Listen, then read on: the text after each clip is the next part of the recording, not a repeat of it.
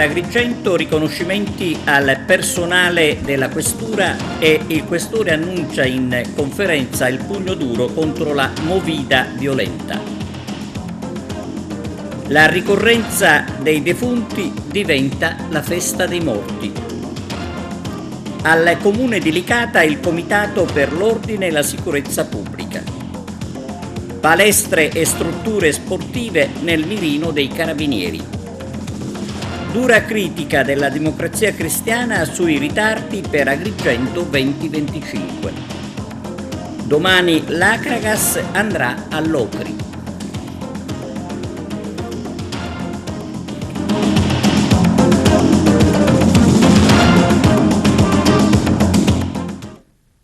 Benvenuti su TV Notizie. Cerimonia in questura ad Agrigento per la consegna di riconoscimenti al personale che si è distinto nel corso dell'anno e conferenza stampa del questore che annuncia il pugno duro contro la movida violenta. Interviste e servizio di Arturo Cantella. Conferenza stampa stamani del questore Emanuele Ricifari presso la sala San Michele della Questura per la consegna di 22 riconoscimenti premiali a dipendenti che si sono distinti nel corso dell'anno, in particolare operazioni di ordine pubblico.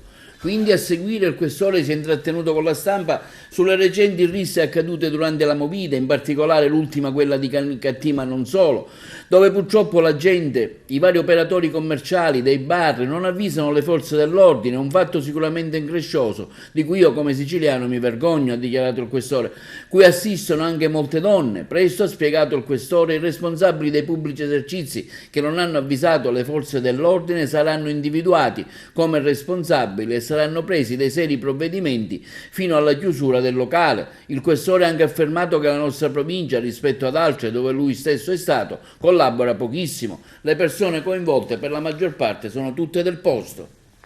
È importante perché abbiamo premiato, come vedete, una trentina di colleghi per diverse operazioni di servizio, qualcuna più importante, più grande anche come numeri, che è relativa all'immigrazione, che ha visto coinvolti 32 persone arrestate, eccetera, in qualche tempo fa, altre attinenti allo spaccio di sostanze stupefacenti, il microspaccio, il macro spaccio, e altre ancora attinenti interventi per furto, per rapinatori, in qualche caso interventi di soccorso, il salvataggio di una persona che voleva compiere un suicidio, si voleva suicidare.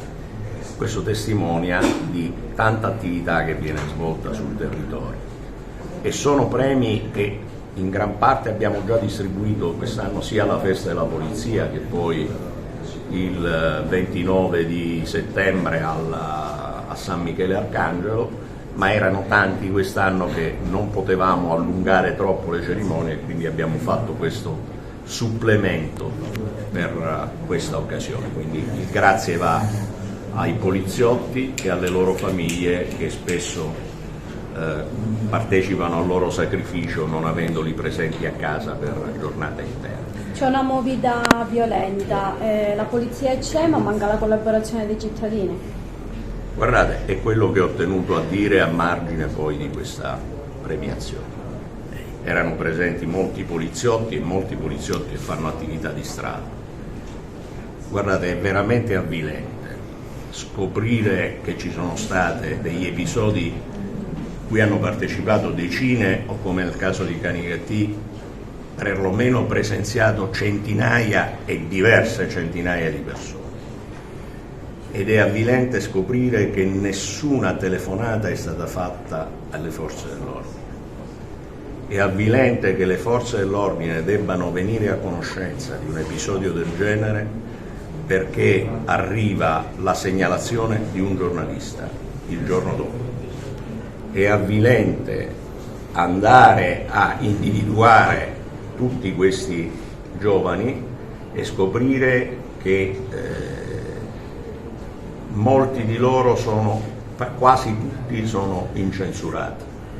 È avvilente scoprire che molti di loro li abbiamo identificati e visti tante volte sulle piazze È avvilente scoprire che le famiglie o non lo sanno o addirittura tendono a giustificare questi comportamenti. Questo mi avvilisce come siciliano prima di tutto, perché quello di cui sto assistendo in questo momento, con queste modalità, vedete le risse, gli scontri per bande, avvengono un po' in tutta Italia. Io ho lavorato molto al nord, ho lavorato al centro, ho lavorato al sud, ho lavorato in altre province della Sicilia e della Calabria, ma non mi è mai capitato che di fronte a episodi che vedono coinvolte, ripeto, decine e centinaia di persone, nei sabati o nei venerdì sera estivi, autunnali o come il primo autunno come quello della scorsa settimana, non ci sia stata alcuna chiamata alle forze dell'ordine per episodi in cui partecipavano, e per un tempo apprezzabile. Non sono stati scontri di qualche minuto, sono stati scontri durati un quarto d'ora, 10 minuti, 20 minuti, ripetuti in più momenti nella stessa piazza. Sia le persone presenti, sia i genitori, sia i gestori dei locali presenti dovrebbero farsi delle domande. Io me le sto facendo e i gestori risponderanno di questa cosa. Lei ha detto che segnalerete queste persone, li denuncerete, insomma, come procederemo per ciascuno, sì, secondo le responsabilità che si accerteranno sulla base delle immagini e delle indagini connesse. Credo che diversi locali verranno chiusi. Ci sono state già delle persone identificate? Ce ne sono già circa una decina identificate e anche i luoghi sono stati individuati. E i luoghi da cui uscivano o che erano nelle immediate vicinanze, i cui gestori, non essendosi accorti di niente, prossimamente si accorgeranno della mia visita. Molti sono minorenni. No, basta. La commemorazione dei defunti dalle nostre parti diventa una festa, la festa dei morti, appunto. Margherita Truppiano. I morti e la loro festa. Andrea Camilleri parla di un filo che lega la nostra storia personale a quella di chi non c'è più. Un concetto breve e chiaro che racchiude l'essenza della commemorazione dei defunti, che in Sicilia diventa appunto la festa dei morti, un'occasione per dispensare doni, giocattoli e dolci ai piccini. E così, da mesta commemorazione a festa, il passaggio che sembra difficile e lungo diventa brevissimo. Tutto si svolge in una sera di attesa, una notte e un giorno, giusto il tempo di scoprire dove sono stati ben nascosti i regali, stupirsi e gioire, e poi correre al cimitero e ricordare, commuoversi e ringraziare quei cari defunti per i dolcetti, per i giochi, per quel ben di Dio riservato ai bambini siciliani. Una tradizione che in Sicilia suole imprimere ai più piccoli l'insegnamento di rievocare, continuare ad amare, essere grati a quegli affetti scomparsi da questa vita che spesso non hanno neanche conosciuto, ma che anno dopo anno continuano nella notte tra l'1 e il 2 novembre ad aleggiare in quell'immaginario collettivo e tenerissimo tra le pareti delle case, recando doni. Una festa che è simbolo di felicità e gioco per i più piccoli, emozionati in quella ricerca di oggetti ludici desiderati e di leccornie. Sono loro che di buon mattino frugano negli anfratti più nascosti delle abitazioni, dove frutta di martorana e coloratissimi pupi di zucchero, biscotti, rametti di miele, taralli e tetù profumano di mandorle, cioccolato e vaniglia, geste e panieri. È il segno di una ennesima manifestazione d'affetto di chi non c'è più, di vicinanza ai cari, di presenza verso quella famiglia siciliana nella quale pulsano ancora i valori di amore e rispetto, pulsano a dispetto di un'epoca che la rende sempre più eterea, sfuggente, disgregata e liquida.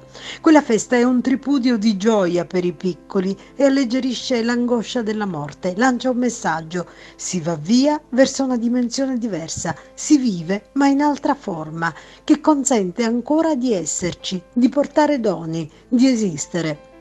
E tra rituali religiosi e paganesimo, e al di là delle convinzioni personali, fare in modo che la tradizione possa perdurare ci stimola a credere che sia così e chissà anche a sognare per una notte di poter sorprendere alle spalle e riabbracciare i nostri amati morti.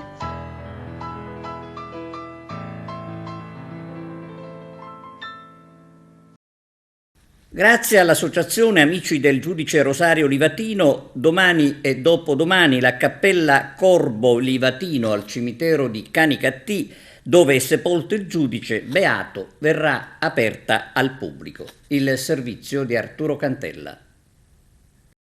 Anche quest'anno gli amici del giudice Rosario Livatino garantiranno, in coincidenza della festività di Tutti i Santi e della commemorazione dei defunti, l'apertura della cappella Livatino Corbo, dove si trovano le spoglie mortali del magistrato beato. L'iniziativa è dell'associazione intitolata al primo e unico magistrato elevato agli onori degli altari, che attraverso soci e volontari di altri gruppi laicali ripeterà l'apertura della cappella, dove riposano insieme ai suoi genitori ed ascendenti le spoglie del magistrato dalle ore 9:30 alle 12 e dalle 16 alle 18. Per l'occasione mi piace rinnovare il ringraziamento ai componenti la pastorale giovanile per la collaborazione avuta durante tutto l'anno, afferma Giuseppe Palilla, presidente dell'Associazione Amici del Giudice Rosario Angelo Livatino, e anche ai gruppi della Divina Misericordia e dei GAM, che ci aiuteranno in questi altri 2 giorni di apertura.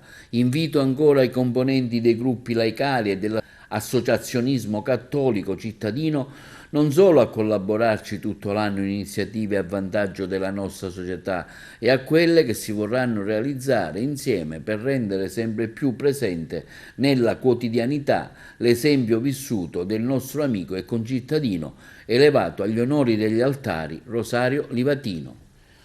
Il Comitato Provinciale per l'Ordine e la Sicurezza Pubblica, convocato dal prefetto Filippo Romano, si è riunito al comune di Licata, dove sono frequenti episodi di criminalità. Il monitoraggio da parte della prefettura di Agrigento per un territorio complesso, come abbiamo visto anche nelle ultime settimane come Licata, con la convocazione di questo Comitato per l'Ordine e la Sicurezza. Sì, certamente. La convocazione di un comitato per l'ordine e la sicurezza pubblica in un centro diverso dal capoluogo vuole proprio manifestare ai cittadini l'importanza che si dà a una specifica questione o, come in questo caso, in generale a uno specifico territorio. Non è l'unico che faremo, non ci sono problemi solo a Licata, evidentemente. Abbiamo iniziato da Licata, mossi anche dalla giusta sollecitazione del comune, del sindaco, il quale ha portato alla nostra attenzione una serie di problematiche anche di microcriminalità che negli ultimi tempi si sono andate acuendo. Tuttavia parleremo ad ampio spettro di diversi problemi e di diversi aspetti. Inoltre voglio far coincidere questa occasione con una mia visita istituzionale al Comune, che si inserisce in un quadro di visite che toccheranno tutti i comuni del territorio, perché è fondamentale rendere evidente alla politica ma anche al cittadino che lo Stato è dappertutto, anzi lo Stato viene dai comuni, lo Stato è il risultato della somma dei comuni e non soltanto un qualcosa di lontano che si va a trovare nel capoluogo o nel capoluogo addirittura della regione. Colto l'appello da parte delle istituzioni, appello arrivato sia dalla Presidenza del Consiglio Comunale ma anche da Palazzo Città, un comitato per l'ordine e la sicurezza pubblica lì. Sì, si sta per svolgere questo importantissimo incontro con al centro dell'attenzione la città di Licata, la sua attuale situazione e il futuro. È la presenza delle istituzioni che avevamo chiesto e abbiamo ottenuto, la presenza delle massime autorità qui presente a Licata ci consentono di avere un'interlocuzione diretta e immediata, e l'auspicio è quella di individuare delle iniziative concrete che portano a soluzione i problemi che il territorio attualmente sta soffrendo. Strategie che devono necessariamente passare probabilmente anche da un contingente militare maggiore sul territorio. Ma non sono decisioni che competono al sindaco di Licata, ma competono alle autorità che saranno presenti da qui a pochi minuti, e saranno scelte importanti che saranno valutate con la dovuta competenza e con il peso di ogni iniziativa. L'ho lanciato anche dall'ufficio di presidenza del Consiglio Comunale nelle scorse settimane, il Comitato per l'Ordine e la Sicurezza. Perché, come ho sempre detto nelle mie interviste, tutti insieme possiamo raggiungere gli obiettivi. E qual è il nostro obiettivo? Rendere la nostra città bella e togliere un pochino di angosce e paure che negli ultimi giorni si sono registrate. C'è il confronto prima con il prefetto, il comitato provinciale per l'ordine pubblico e poi il consiglio comunale straordinario proprio per rinnovare l'appello a tutti all'impegno. Sì, alle 12 ci sarà un consiglio comunale in seduta straordinaria proprio per dare il benvenuto a Sua Eccellenza il Prefetto e confrontarci tutti insieme anche con i consiglieri comunali. Palestre e strutture sportive dell'Agrigentino nel mirino dei NAS, elevate sanzioni per 8.000 euro. Nel corso delle attività ispettive eseguite nel mese di ottobre dai carabinieri del nucleo antisofisticazione e sanità di Palermo, con la collaborazione e supporto dei colleghi delle compagnie carabinieri competenti per territorio, quindi anche Agrigento, mirati alla verifica delle condizioni igieniche e di sicurezza di palestre e strutture sportive, i militari hanno riscontrato irregolarità in 3 palestre della nostra provincia. In particolare, a seguito dei suddetti controlli, 2 palestre sono state sanzionate in quanto presso le loro strutture è stata riscontrata la vendita di integratori alimentari in assenza di autorizzazione relativa, per cui sono state sequestrate amministrativamente 297 confezioni dei citati prodotti per un valore complessivo di 12.500 circa. Inoltre si è proceduto alla chiusura di uno studio estetico e di abbronzatura attivato in assenza delle regolari autorizzazioni. Presso una di queste strutture, a conclusione delle suddette attività, i militari hanno anche elevato sanzioni amministrative per oltre 8.000 euro. Dura critica della Democrazia Cristiana sui ritardi per Agrigento capitale della cultura. La segreteria provinciale della Democrazia Cristiana parla tra l'altro di viabilità fatiscente e di incapacità amministrativa. Arturo Cantella. Su Agrigento capitale della cultura interviene la segreteria provinciale della Democrazia Cristiana.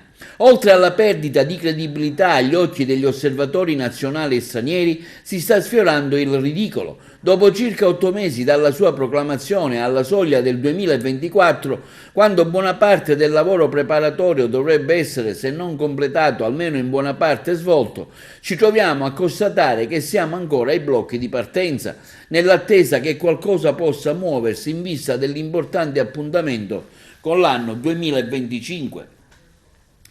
La nota della segreteria provinciale della Democrazia Cristiana Agrigentina continua dicendo: a fronte di dichiarazioni molto generiche e confuse da parte del sindaco, nulla di concreto è stato fatto, non solo sul fronte della programmazione degli eventi, ma principalmente, e cosa ancora più grave, nella preparazione della città all'accoglienza di milioni di visitatori. È una città sporca e abbandonata, senza adeguati servizi igienici, senza parcheggi e aree attrezzate, con una viabilità interna fatiscente e con le vie di accesso precarie e impresentabili. Ciò denota incapacità amministrativa e responsabilità gestionale, imputabile principalmente alla scarsa sensibilità del sindaco che, anziché avvalersi del suo autonomo potere politico e amministrativo, probabilmente è ancora in attesa di disposizioni che arrivano dall'alto.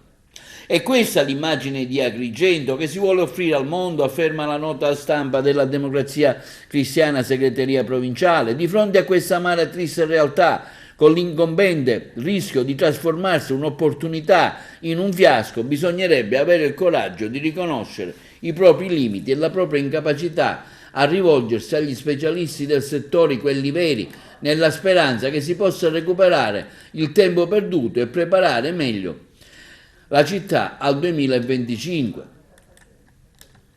Il sindaco vorrebbe mascherare il suo immobilismo dietro la tanto attesa costituzione della fondazione, ma sappiamo che questo è solo un aspetto marginale della delicata questione, come sostenuto dal gruppo consiliare della Democrazia Cristiana, che comunque ha ripetutamente sollecitato l'invio della bozza di statuto al Consiglio Comunale. Si ritiene che la questione Agrigento Capitale 2025 deve essere affrontata subito e nel migliore dei modi, tralasciando eventuali interessi di parte e imperdonabili ulteriori ritardi, individuando le misure più adeguate per rilanciare Agrigento verso l'importante traguardo. Per quanto riguarda la Democrazia Cristiana, continua la nota stampa, con i suoi organismi politici e istituzionali vuole fattivamente contribuire alla soluzione del problema, pur nella distinzione dei suoi ruoli politici e senza nulla pretendere. Siamo pronti a un dialogo costruttivo e una collaborazione fattiva nell'interesse supremo del territorio e dei cittadini. Lo scorso 17 ottobre un poliziotto libero dal servizio ha salvato da un incendio 4 bambini e il loro cane. L'episodio reso noto oggi dalla questura di Agrigento. Arturo Cantella. Un poliziotto della Polizia Ferroviaria di Agrigento, libero dal servizio, ha salvato 4 bambini e i loro cani da un incendio della propria abitazione. L'agente, mentre era nella sua abitazione nel centro della città, ha sentito un forte odore di bruciato e dopo essersi accertato che lo stesso non pervenisse dal proprio appartamento, ha individuato la fonte in una colonna di fumo originata da una palazzina nelle vicinanze. Immediatamente è corso nella direzione del fumo, allertando contemporaneamente il 112, numero unico di emergenza. Giunto sul posto, ha appurato che delle persone con mezzi di fortuna stavano già cercando di spegnere le fiamme, ma ha anche udito delle grida di bambini. Così, senza esitazione, non ha atteso l'arrivo dei soccorsi, è entrato nel palazzo completamente saturo di fumo, ritrovando in una stanza di un appartamento del primo piano 4 bambini di età tra i 2 e i 13 anni e un cane. L'agente di polizia ha subito liberato il cane, rinchiuso in un recinto, il quale è scappato giù per le scale e dopo aver preso in braccio il bambino più piccolo ha condotto i fratellini fuori dall'abitazione, assicurandosi anche che gli stessi non inalassero troppo il fumo, tramite l'apposizione di alcuni stracci preventivamente bagnati a copertura del naso e della bocca. Una volta fuoriuscito dall'abitazione, il poliziotto ha affidato i bambini alle cure del 118, giunto sul posto e successivamente alla madre, accorsa poco dopo. Alla Camera dei Deputati in risalto ancora il tema dell'aeroporto di Agrigento. In questo senso, signora Presidente, mi preme sottolineare anche l'emendamento approvato in Commissione a prima firma e su iniziativa del collega del nostro gruppo di Noi Moderati, dell'onorevole Pisano, fortemente sostenuto dal nostro capogruppo in Commissione, l'onorevole Romano, che getta le basi per la costruzione dell'aeroporto di Agrigento, una struttura strategica che andrà sia a colmare le distanze tra la penisola e il territorio agrigentino, che ad agevolare ulteriormente il flusso turistico. C'è allarme per il fiume Naro inquinato da scarichi dei frantoi oleari. Il servizio. Anche nel 2023, per colpa di qualche imprenditore oleario disonesto, il fiume Naro ad Agrigento è diventato oscuro per la presenza di acque e di vegetazione. Tutto ciò avviene nonostante gli intensi controlli dei carabinieri del nucleo ambientale che negli scorsi anni hanno colpito duramente questa categoria di imprenditori. Il fiume Naro attraversa le campagne di Canicattì, Naro, Camastra e Favara, zone ricche di frantoi, rendendo difficoltosi i controlli. Le acque di vegetazione rappresentano l'ultimo sottoprodotto proveniente dalla molitura delle olive che, sversato nei fiumi, ne provoca la tipica colorazione violacea. Queste acque derivanti dalla lavorazione delle olive, che sono un vero e proprio rifiuto, sono 200 volte più inquinanti delle acque fognarie, come stiamo vedendo dalle immagini fornite proprio dalla stessa associazione Mare Amico di Agrigento. Anche quest'anno, nel 2023, il fiume Naro è diventato nero. Questo perché qualche imprenditore oleario disonesto ha buttato le sue acque di vegetazione in qualche torrente e quindi sono arrivate nel fiume Naro e nel mare di Cannatello. Le acque di vegetazione sono l'ultimo sottoprodotto della molitura delle olive, un vero e proprio rifiuto che è 200 volte più inquinante delle fognature. E questo nonostante l'ottima attività posta in essere dai carabinieri della tutela ambientale. Però purtroppo il fiume Naro ha un bacino così ampio, caratterizzato dai comuni di Canicattì, Camastra, Naro, Favara e Agrigento, che è difficilmente controllabile. 2 arresti della Guardia di Finanza a Palermo. Avrebbero preteso dalle ditte subappaltatrici impegnate nei lavori alla nuova stazione marittima del porto di Palermo alcuni extra fino al 30% degli importi previsti, minacciandole di fare controlli a sorpresa, paralizzare il cantiere o addirittura ritardare il pagamento delle fatture. La Guardia di Finanza ha arrestato e messo ai domiciliari il direttore tecnico e il direttore di cantiere della Socostrammo, ditta appaltatrice dei lavori, Rosario Cavallaro, nato a Giarre, 67 anni, e Francesco Tricarico, nato a Canosa di Puglia, 37 anni. Sono accusati adesso di estorsione. Con lo stesso provvedimento il GIP ha disposto il sequestro di 80.000 euro quale profitto del reato ipotizzato. Le indagini del nucleo di polizia economico-finanziaria, gruppo tutela spesa pubblica, sono state avviate dopo la denuncia presentata dall'autorità portuale che segnalava alcuni ritardi nell'esecuzione dei lavori che venivano ricondotti ad una conflittualità in essere, così si legge nella nota pervenutaci, tra la società aggiudicataria e alcune ditte subappaltatrici causa del differito pagamento dei lavori eseguiti. I finanzieri hanno così eseguito alcuni accertamenti che avrebbero confermato l'iniziale sospetto. In un caso, spiegano ancora dal comando, il titolare di una delle imprese, cedendo alle richieste, avrebbe corrisposto ben 80.000 euro, di cui 45.000 in contanti e 35 tramite bonifici, utilizzando causali fittizie su un conto corrente intestato alla madre del direttore di cantiere.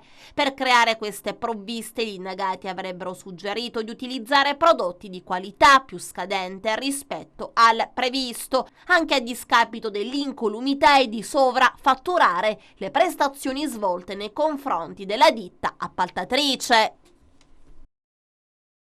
Il mare oltre le barriere, l'esperienza di un disabile a Messina. Sto frequentando un corso per immersione di subacquea per disabili HSA con il dottor Mimmo Maiolino, che io trovandomi bene vorrei continuare a fare questa attività anche per magari superare alcuni tabù che ancora esistono per quanto riguarda le persone per disabili, perché tanti di noi abbiamo tanto da dare e sappiamo dare moltissimo, basta però che avremmo bisogno di qualche aiuto, di non essere magari lasciati soli. Ormai è da qualche anno che siamo qui all'Istituto Marino con grandissima gioia e devo dire che tante sono le adesioni per i corsi subacquei per ragazzi speciali che veramente ci stanno regalando emozioni uniche. Ovviamente più siamo meglio è, più aiuto abbiamo, più cose riusciamo a fare e riusciamo a farle insieme. Serve un supporto in più, insomma, si può dire questo chiaramente. Certamente, serve un supporto in più sia dal punto di vista, come dire, pratico, quindi volontari che si vogliono avvicinare a questo sport e che possono formarsi per poi poter darci una mano in quelle che sono le attività. Servirebbe anche una mano dal punto di vista economico, perché fare tutto questo è bello e bellissimo, però dico, noi arriviamo ma fino a un certo punto a mani nude.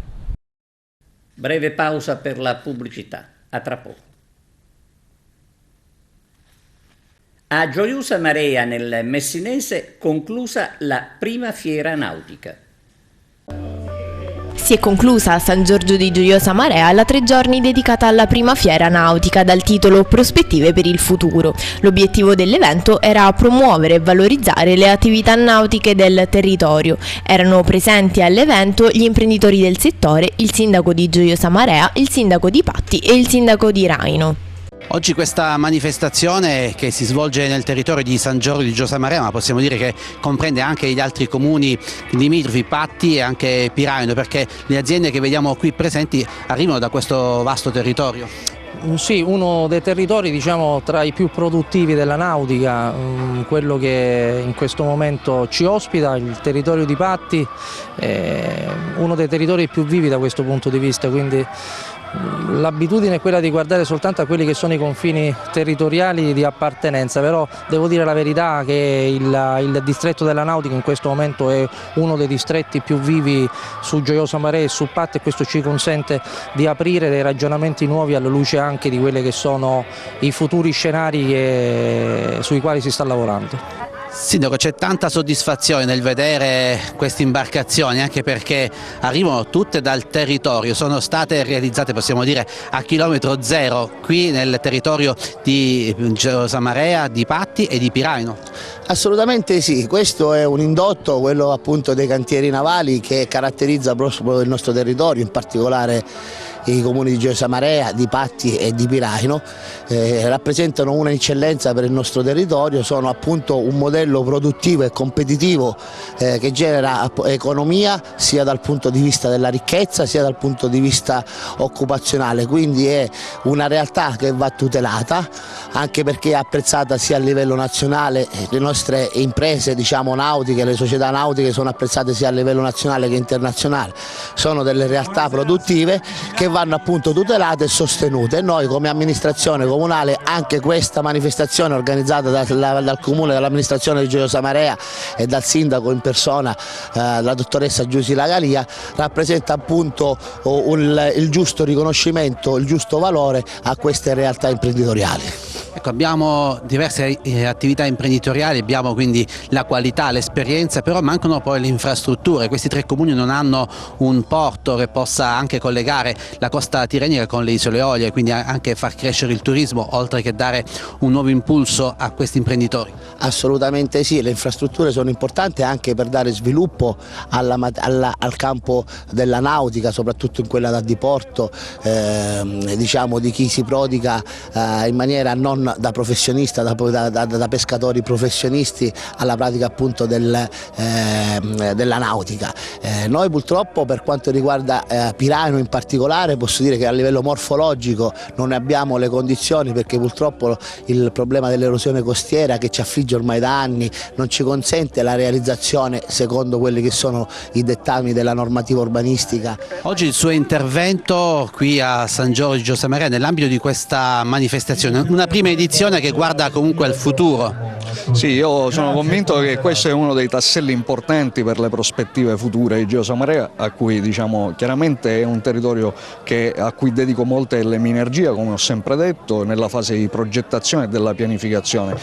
Gioiosa sta facendo dei passi importanti di crescita soprattutto in questo settore, guarda con interesse la linea d'acqua, sta riscoprendo questo rapporto con il mare che non è stato mai sopito, perché è stato sempre un rapporto forte tra Gioiosa e l'acqua, però ora lo sta vivendo in una maniera diversa, ci sono nuove scintille, nuovi fermenti su cui poter pensare una nuova progettualità che coinvolga il rapporto degli imprenditori, dei cittadini, degli attori turistici sul territorio, e sicuramente l'affaccio sulle isole Eolie garantito appunto da San Giorgio potrà essere di certo un vettore importante di crescita e sviluppo per il futuro. Siamo allo sport calcio, turno infrasettimanale per l'Acragas domani all'Ocri. Ascoltiamo l'allenatore Marco Coppa. Mister Marco Coppa, turno domani infrasettimanale in Serie D Girone I. L'Acragas sarà di scena in Calabria contro il Locri in palio punti salvezza. Che partita ti aspetti? Difficilissima, perché chi guarda la classifica fa un errore enorme, e io ho chiesto ai ragazzi di non assolutamente fidarsi della classifica dell'Ocri, perché è una squadra che domani farà di tutto per cercare di portare punti a casa, gioca all'Ocri, conosco l'ambiente, domani non sarà per niente una partita facile, e se qualcuno pensa appunto che domani noi siamo più forti e per cui siamo obbligati a vincere, non è così. Noi domani tenteremo di vincere come facciamo tutte le partite, perché tentiamo di vincerle tutte, però siamo consapevoli che è un impegno veramente difficile. Come arriva la tua Akragas a questa sfida? Arriva con il morale alto con la vittoria contro il Canicattì? Credo di sì, perché i ragazzi hanno sfornato una grandissima prestazione, loro sono consapevoli di aver fatto una grande partita, ma soprattutto di una grande personalità che ho visto soprattutto nei ragazzi più giovani, e questa è una cosa che mi ha fatto veramente piacere, e quindi domani andiamo lì consapevoli che stiamo continuando a crescere.